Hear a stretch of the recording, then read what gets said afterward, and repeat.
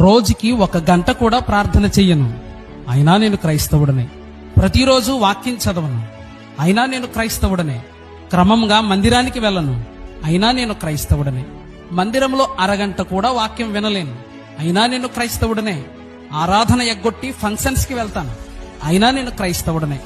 సంఘానికి ఆర్థికంగా మద్దతు ఇవ్వను, అయినా నేను క్రైస్తవుడనే. సినిమాలు సీరియల్స్ చూస్తాను, అయినా నేను క్రైస్తవుడనే. అబద్ధాలు బూతులు మితిమీరి మాట్లాడుతాను, అయినా నేను క్రైస్తవుడనే. మోహపు చూపులు చూస్తాను, అయినా నేను క్రైస్తవుడనే. మోసం చేయటానికి ఏమాత్రం వెనుకాడను, అయినా నేను క్రైస్తవుడనే.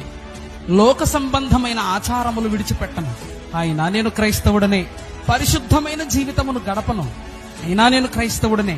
పొరుగువానిని ప్రేమించను, అయినా నేను క్రైస్తవుడనే. సువార్తను ప్రకటించను, అయినా నేను క్రైస్తవుడనే. దేవుని యందు భయభక్తులు కలిగి ఉండను, అయినా నేను క్రైస్తవుడనే. దైవజనునికి విధేయత చూపించను, అయినా నేను క్రైస్తవుడనే. నిస్సహాయులను బలహీనులను ఆదరించను, అయినా నేను క్రైస్తవుడనే. వాక్యానుసారముగా జీవించను, అయినా నేను క్రైస్తవుడనే.